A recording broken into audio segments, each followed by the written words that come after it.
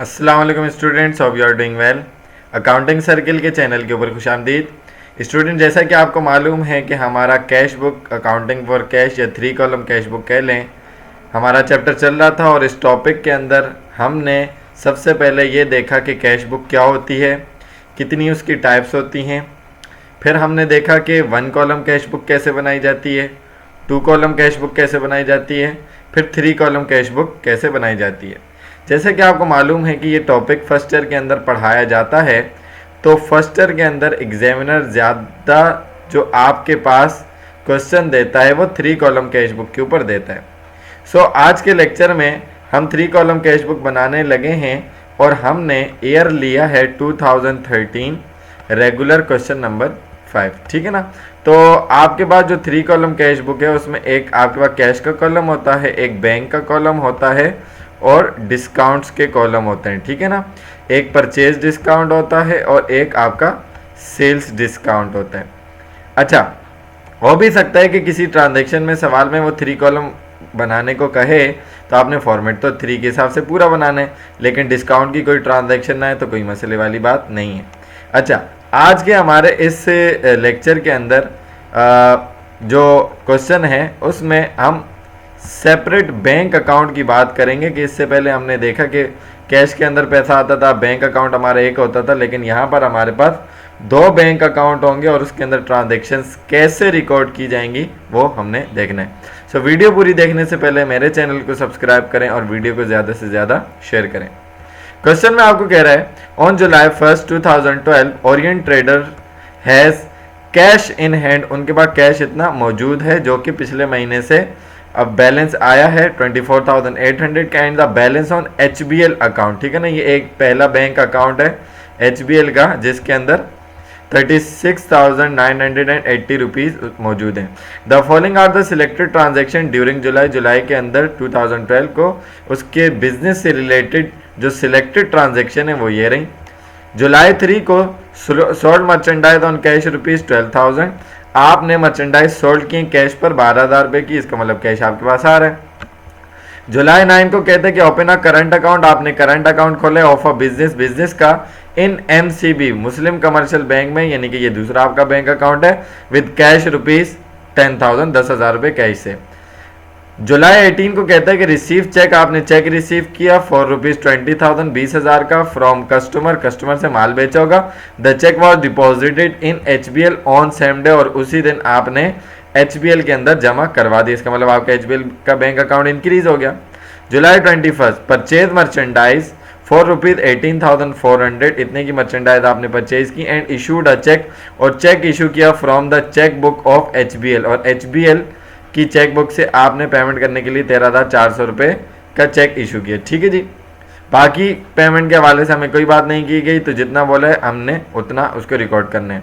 जुलाई 27 को कह रहे हैं इशूड अ चेक। आपने चेक इशू किया ऑफ MCB का ₹5,000 5,000 का टू पेटी कैशियर को, ताकि क्या हो सके, पेटी कैश फंड इस्टेब्लिश हो सके। ठीक है जी। जुलाई 30 जो आपकी लास्ट ट्रांजेक्शन है उसमें कह रहे हैं ट्रांसफर रुपीज आपने ट्रांसफर किए 15,000 फ्रॉम HBL टू HBL से MCB में। इसका मतलब क्या हुआ कि HBL का आपका बैलेंस डिक्रीज हो गया और MCB का बैलेंस इंक्रीज हो गया। ठीक है। रिकॉर्ड में कहते हैं रिकॉर्ड द अबव ट्रांजेक्शन, कि ये जितनी भी ट्रांजेक्शन है आपने रिकॉर्ड करनी है इन कैश बुक में शोइंग सेपरेट बैंक अकाउंट, और बैंक अकाउंट आपने अलग अलग शो करवाने। HBL का हिसाब अलग होगा और MCB का हिसाब अलग होगा। तो देखते हैं हम अपने सॉल्यूशन की तरफ के क्या इसमें हमें कह रहा है। सबसे पहले हम बिजनेस का नाम लिखेंगे Orient Trader 3 column cash book for the month of July 31, 2012। Date particular PR sale discount cash bank, और ऑन द अदर हैंड ये आपकी जो साइड है वो रिसीप्ट साइड है और ये आपकी पेमेंट साइड है। ठीक है जी। तो पेमेंट साइड भी डेट पर्टिकुलर PR का कॉलम, ये रिसीप्ट में होता है सेल डिस्काउंट और यहाँ पर होता है परचेज डिस्काउंट कैश और बैंक। अच्छा, बैंक के अंदर HBL का कॉलम अलग यूज होगा और MCB का अलग यूज होगा। And on the other hand payment में भी सेम इसी तरीके से दोनों अकाउंट सेपरेट शो किए जाएंगे। तो सबसे पहले आप लिखेंगे जुलाई 1 को बैलेंस। उसने कहा कि आपके पास बैलेंस कैश का था 24,800, तो आप इसको कैश में लिख देंगे। पॉजिटिव बैलेंस था, कुछ मेंशन नहीं था। और HBL का अकाउंट आपका पहले से ओपन था और उसके अंदर 36,900 का बैलेंस मौजूद था। ठीक है जी। तो आपने क्या किया, आपने ये किया कि जुलाई 3 को कैश पर 12,000 रुपये की मर्चेंडाइज बेची तो आपके पास कैश रिसीव हुआ, तो कैश आया, कैश पर बेची तो आपने रिसीव साइड लिखी 12,000 सेल्स की वजह से जुलाई 3 को। ठीक है जी। उसके बाद आपने क्या किया, ओपन अ बैंक अकाउंट, आपने बैंक अकाउंट ओपन किया कौन सा, MCB के अंदर। इसका मतलब क्या हुआ कि आपका MCB का बैंक अकाउंट ओपन हो गया, कैश जमा करवाया, कैश की वजह से आपका बैंक बढ़ गया और इसी तारीख को यानी कि जुलाई 9 को बैंक यानी MCB की वजह से आपका कैश जो है वो कम हो गया। इसका मतलब ये कॉन्ट्रा एंट्री है बैंक अकाउंट ओपन करवाने की। एक एसेट आपका इंक्रीज हो रहा है और एक एसेट आपका डिक्रीज हो रहा है। उसके बाद वो कह रहा है कि आपने 20,000 का चेक रिसीव किया और उसी दिन आपने जमा करवा दिया है HBL के बैंक अकाउंट में। तो आपने कस्टमर से रिसीव किया अकाउंट रिसीवेबल, चेक आया, जब डिपॉजिट नहीं होता तो कैश में रिकॉर्ड करते हैं, लेकिन उसने कहा कि उसी दिन डिपॉजिट करवा दिया HBL के अंदर, तो आपने इसको शो करवा दिया HBL के बैंक अकाउंट में ₹20,000 से। ठीक है जी। उसके बाद नेक्स्ट आपको कह रहा है कि आपने मर्चेंडाइज परचेज की 18,400 की और चेक इशू किया है आपने HBL की चेक बुक से 13,400 का। ठीक हो गया। तो इसका मतलब आपकी पेमेंट हो रही है, तो आपने परचेजेस किए हैं, सर माल खरीदा है और चेक इशू की 13,400 रुपये का। कहाँ से इशू किया है, HBL की बैंक चेक बुक से, तो HBL का बैंक अकाउंट आपका 13,400 रुपये से कम हो जाएगा। ठीक है जी। उसके बाद आपके पास लिखा हुआ है इशूड अ चेक, आपने चेक इशू किया MCB का। इसका मतलब इशू का माना पेमेंट हो रही है 5,000 रुपये की, किस लिए, पेटी कैश फंड इस्टेब्लिश करने के लिए। ठीक है ना, छोटे मोटे एक्सपेंडिचर के लिए जो डॉक्यूमेंट क्रिएट होता है उसको पेटी कैश बुक कहते हैं, तो उसके लिए फंड्स आपको चाहिए होते हैं। ठीक है जी।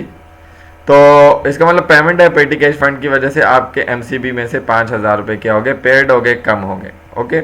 उसके बाद लास्ट है, वो लास्ट में क्या कह रहे हैं कि ट्रांसफ़र किए आपने 15,000 HBL से MCB की तरफ।